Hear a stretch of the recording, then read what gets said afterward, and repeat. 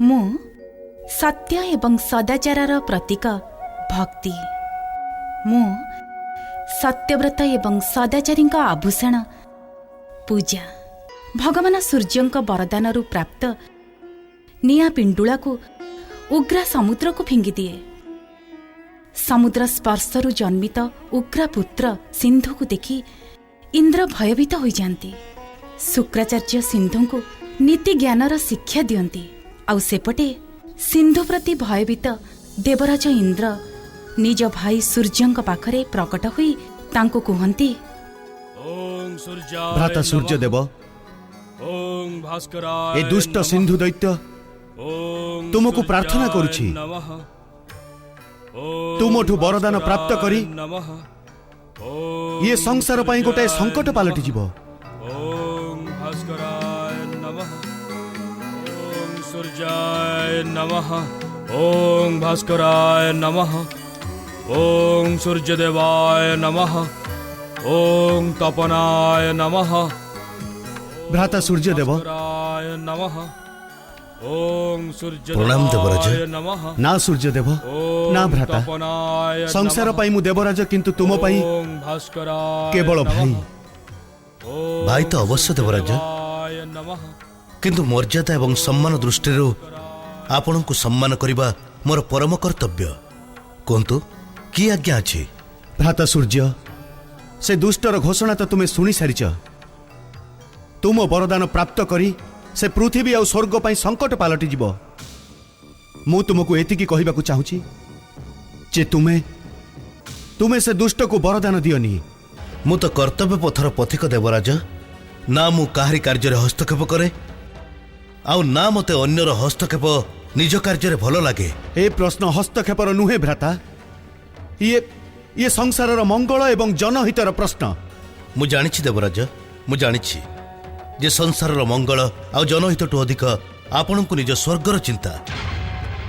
याकू देखि आपणको स्वर्ग सुरक्षा उपरे संकटर अंधकार घोटिगलानी। सेइथिपाई तो आपण मते याकू वरदान न देबा पई कहउचंती। तुमे मोर अपमान करूच सूर्य देव। मु तो सत्य कहूची देवराज, सत्य कहूची। जदि सत्य को शुणी आपण आहत होतांती तबे एकथा प्रमाणित होउची जे मो कथन सत्य। मु तुमको आज्ञा भी देई पारे सूर्य देव, आउ तुमको विवश होई मो आज्ञा पालन करिबा को हेबो। से भली भूल करिवेनी देवराज जे सान भाई बड़ भाईर आज्ञा को उपेक्षा करिवो। एथिरे आपणको संसारर मंगल भावना को कष्ट लागिवो। तुमे निज मर्यादार सीमा लंघन करूच सूर्य देव। देवता होइतिबा जोगु देवराज इंद्रर आज्ञा पालन करिबा तुमर परम कर्तव्य। मते निज कर्तव्य भल भावे जना अछि देवराज, काहेकि ना मु निज कर्तव्य पथरु केबे भी ओहरी जाइनी। जे पर्यंत आपणक आज्ञा मानिबार प्रश्न उठुची मु एमिति कोनोसी भी आज्ञा को स्वीकार करि परिबिनी जोथिरे जनकर व्यक्तिगत स्वार्थ रहिथिबो। सूर्य, तुमे मते स्वार्थपर कहि निज सर्वनाश को निमंत्रण करूछ। तुमको मो आज्ञार पालन करिबा को हेबो। तुमे से दुष्ट को वरदान देबा को कदापि जीवनी। जदि ये मोर निष्ठापूर्वक आराधना करे तेबे मु ताको वरदान अवश्य देबी।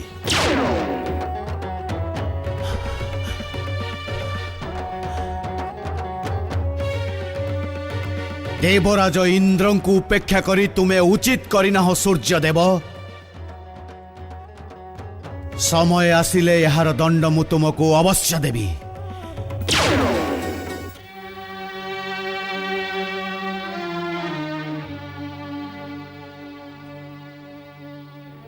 नंदी महाराज, तुमर निराशा आ उदासीनता ए कथार सूचना देउची जे तुम मन कैलासरे नाही।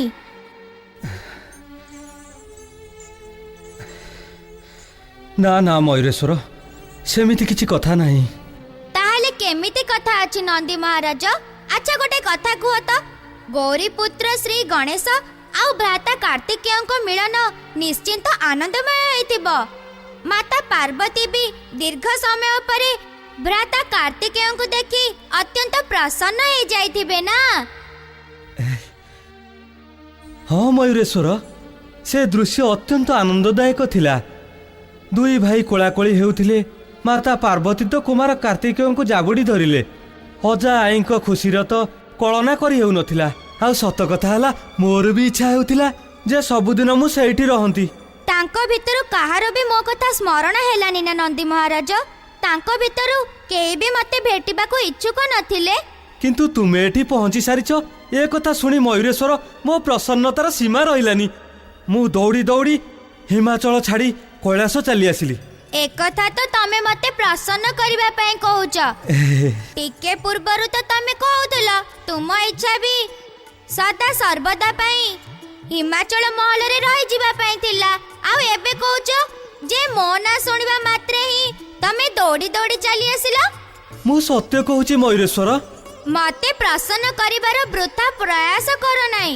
मु तुमटु हिमाचल महल र खबर सुनी अत्यंत प्रसन्न। आउ एइथि पई प्रसन्न जे एकाकी थिबारु पिताश्री शिव शंकरंक परम पवित्र सेवार सुजोग मते प्राप्त हैला। मयूरेश्वर मोर कोनोसी कथारे तुमको जदि कष्ट लागि थाए तेबे मन छोट कर नाही नंदी महाराज। मु त एमिति प्रयास करूथिली। पिताश्री मते तांको सेवार सुजोग देले। याठू अधिक मो जीवन रे आउ किछि भी हेइ न पारे। ओम नमः शिवाय। हर हर महादेव, हर हर महादेव।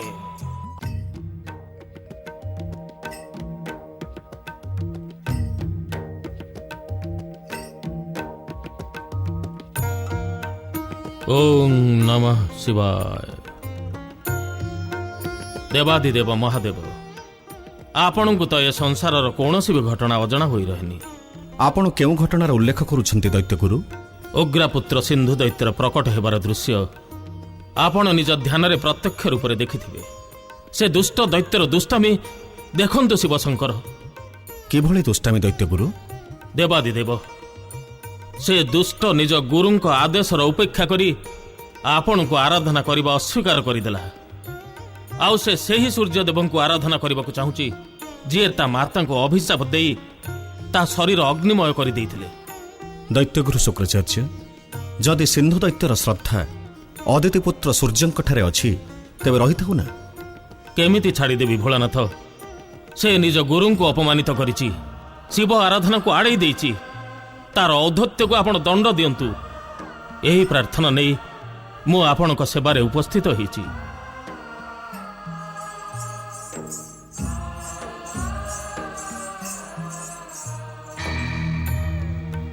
प्रणाम पिताश्री। मते देखि चकित हेबार आवश्यकता नाही दैत्य गुरु। मु तो पिताश्री भगवान शिवंक इच्छा आउ परमदेव श्री महागणेशंक महान लीलार ही एक अंश विशेष। आश्चर्य दैत्यगुरु शुक्राचार्य श्री महागणेशंक प्रतीक मयूरेश्वर गणेशंकु देखिबी आपण तांको नमस्कार कलेनी। दैत्यगुरु कण नमस्कार करिबार अद्भुत शक्ति सह आपण अपरिचित? भोलानाथ नमस्कार अद्भुत शक्ति सह मोर परिचय सीमित। दैत्य जाति रे नमस्कार परंपरा नाही। मु आपण को निवेदन करुछि महादेव जे अज्ञानी को नमस्कार अद्भुत शक्ति विषय कहतु। शुक्राचार्य जेतेबेले नमस्कार करिबा पई आपणक दुई हाथ उठी जाए आउ आपणक मुंड नई जाए आपणक हृदयर द्वार खोली जाइथाए। आपणक नमस्कार स्वीकार करिबा व्यक्ति बिना कोनोसी बाधारे आपणक हृदय रे प्रवेश करी आपणक समस्यार समाधान करि देइथाए।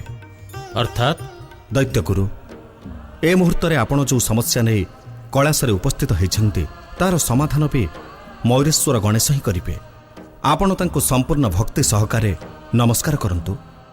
यथाज्ञा भोलानाथ। नमस्कार अद्भुत शक्तिर ज्ञान आपण ठू पाई मो जीवन धन्य हो गला। ओम मयूरेश्वराय नमः। मते क्षमा करंतु मयूरेश्वर श्री गणेश। परिचय न होइथिबा जोगु मु आपण को चिन्हि पारि नथिली। अजाणतरे होइथिबा मोरे भूल को आपण क्षमा करंतु।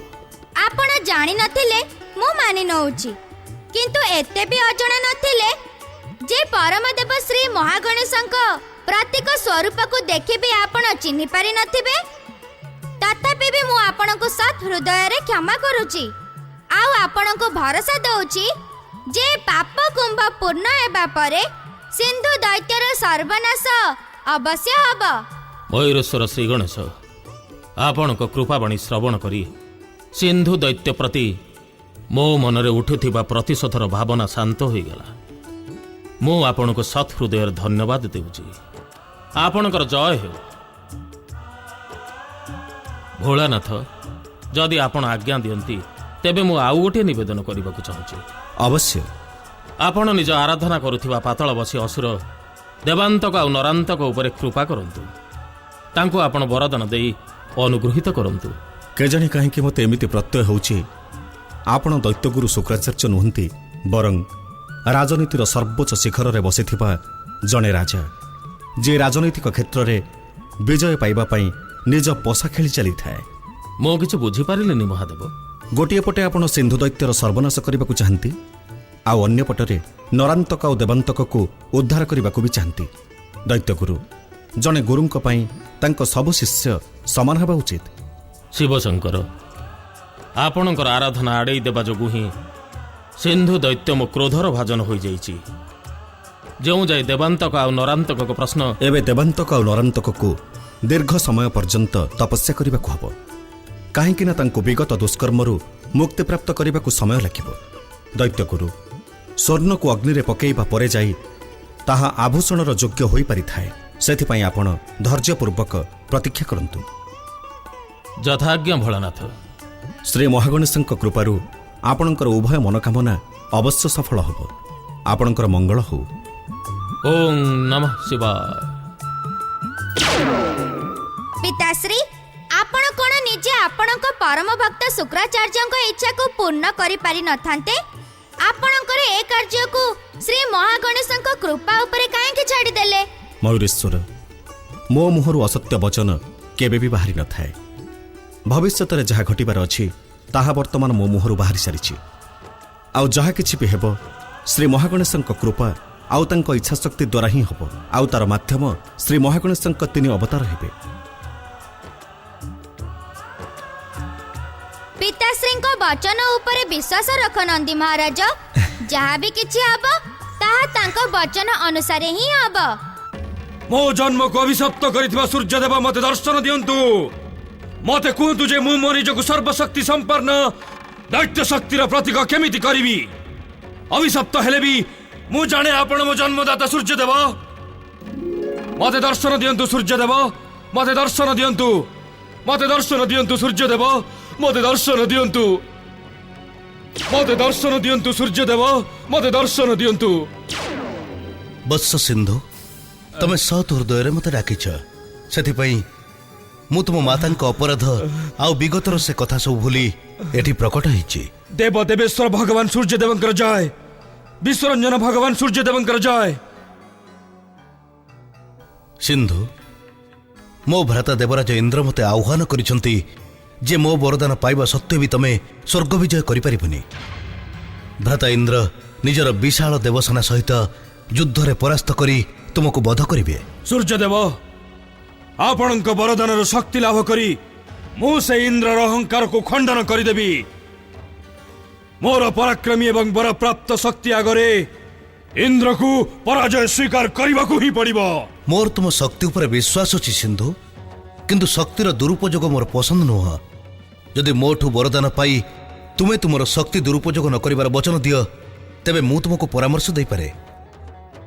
କେମିତି ପରାମର୍ଶ ସୂର୍ଯ୍ୟଦେବ? ମୁଁ ତୁମକୁ ଅସୀମ ବଳ ଆଉ ନିଜ ଇଚ୍ଛା ଅନୁସାରେ ରୂପ ବଦଳାଇବା, ପୁଣି ବିଶାଳ ଦୈତ୍ୟ ସେନା ପ୍ରକଟ କରିବାର ବରଦାନ ଦେବାକୁ ଚାହୁଁଛି। ତେବେ ବିଳମ୍ବ କାହିଁକି ସୂର୍ଯ୍ୟଦେବ? ବିଳମ୍ବ କାହିଁକି? ମୋତେ ନିଜର ମନବାଞ୍ଛିତ ବରଦାନ ପ୍ରଦାନ କରନ୍ତୁ। ବରଦାନ ପାଇବାକୁ ଯୋଗ୍ୟତା ପ୍ରକଟ କରିବାକୁ ପଡ଼ିଥାଏ ସିନ୍ଧୁ। କେମିତି ଯୋଗ୍ୟତା ସୂର୍ଯ୍ୟଦେବ? ନିଜ ମନୋବାଞ୍ଛିତ ବରଦାନ ପାଇବା ପାଇଁ ତୁମକୁ ଏବେ ତୁମ ମାତାଙ୍କଠୁ ବି ଅଧିକ ନିଷ୍ଠା ସହିତ ମୋ ଆରାଧନା ସାଙ୍ଗରେ ତପସ୍ୟା ବି ଆରମ୍ଭ କରିବାକୁ ହବ। ବିନା ତପସ୍ୟାରେ କ'ଣ ବରଦାନ ପ୍ରାପ୍ତ ହେଇପାରିବିନି? ନା, ବିନା ତପସ୍ୟାରେ ବରଦାନ ଦେବା ବିଧି ଏବଂ ବିଧାନର ବିରୁଦ୍ଧ। ହଁ, ମୁଁ ତୁମକୁ ଭରସା ଦଉଛି ଯେ ତୁମ ତପସ୍ୟାରେ ମୁଁ ଶୀଘ୍ର ପ୍ରସନ୍ନ ହେଇ ତୁମକୁ ବର ଦେବି। ଯଥାଜ୍ଞା ଭଗବାନ, ମୁଁ ଏହି ସ୍ଥାନରେ ଆପଣଙ୍କ ଆରାଧନା ସହିତ ତପସ୍ୟା ମଧ୍ୟ ଆରମ୍ଭ କରୁଛି। ମୋର ପ୍ରସନ୍ନତା ଯୋଗୁଁ ତୁମ ଭିତରେ କଠୋର ତପସ୍ୟା ଯୋଗ୍ୟ ସଂଯମ ପ୍ରକଟ ହେବ।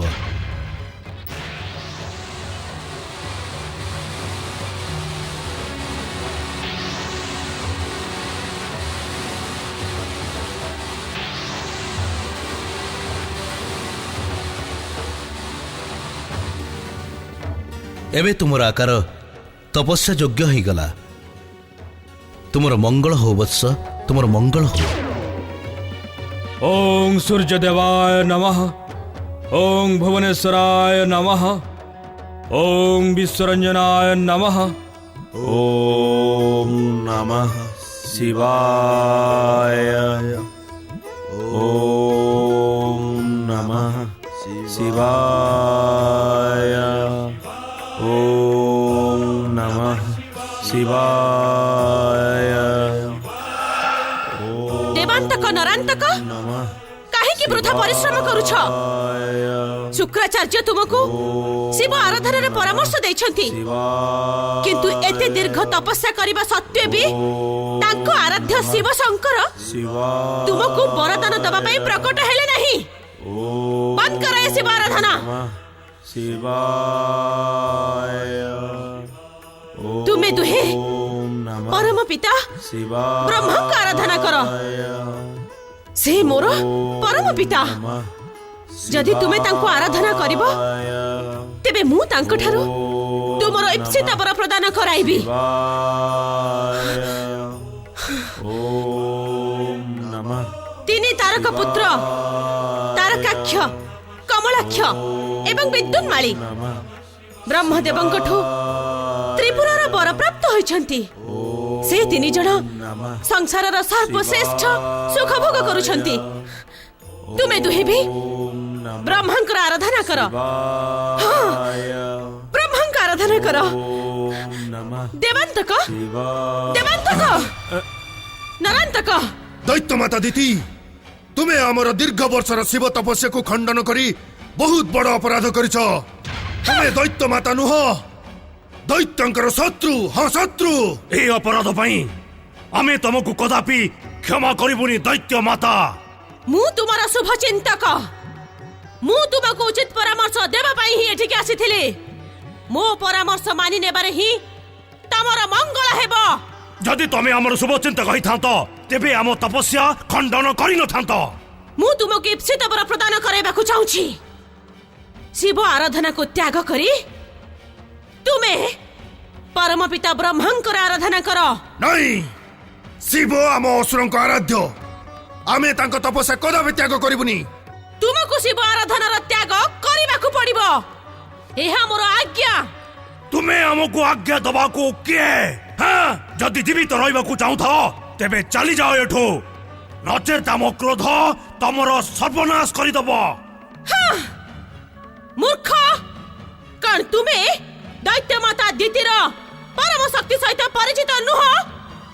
दैत्य माता दितिर अपमान तुमर अंतर कारण पालटि जीव। भ्राता देवांतक, ए दुष्टा एभଳି भावे मानिबनी। याकू दंड देबाको ही पड़िब। तमे ठीक कहूछ भ्राता नरांतक। आस भ्राता नरांतक, आमे दैत्य गुरुंक परामर्श मानिलु, किंतु दैत्य माता दिति आमर तपस्या पूर्ण हेबाकु देलेनी। एबे आमे दैत्य गुरुंकु केमिति सामना करिबा? मु भी सही कथा चिंता करूची भ्राता देवांतक। एबे एबे भगवान शिव भी आम पर प्रसन्न हेबेनी। एभଳି अवस्थारे आमर पाताल लोक जीवा ही उचित हेबो। समय नष्ट करिबाठु उचित या ही हबो जे आमे पाताल लोक जीवा। नारायण नारायण।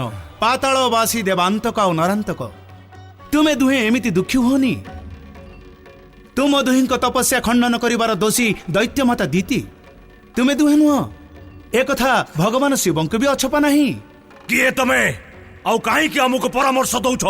मु देवतांक ऋषि नारद। देवतांकर ऋषि असुरंकु परामर्श देबाकु आछंती? असुरंकु नुह, तपस्वींकु। संसार तपस्या करुथिबा प्रत्येक व्यक्ति नारदर मित्र। निज भक्ति को सुदृढ़ करिबा पई तांको परामर्श देबा नारदर कर्तव्य। तुमको से देवराज इंद्र पठै नाहंती तो? मूर्खंक भली कथा कहनी देवांतक और नरांतक। तुमर पाताल लोक जीवा कथा शुणी देवराज इंद्र तो प्रसन्न ही हेबे। आउ से तुमको निरंतर तपस्यार परामर्श तो देबेनी। तेबे कोन आमे निज अधा तपस्या को आरंभ करि परिबो? नारायण नारायण। अवश्य देवांतक और नरांतक, अवश्य। तुमे सत हृदय रे शिव आराधना आरंभ कर देबा उचित। ଭଗବାନ ଶିବ ଆଶୁତୋଷ ସେ ଅବଶ୍ୟ ତୁମ ତପସ୍ୟାରେ ପ୍ରସନ୍ନ ହୋଇ ତୁମକୁ ଆଶୀର୍ବାଦ ଦେବେ। ନାରାୟଣ ନାରାୟଣ।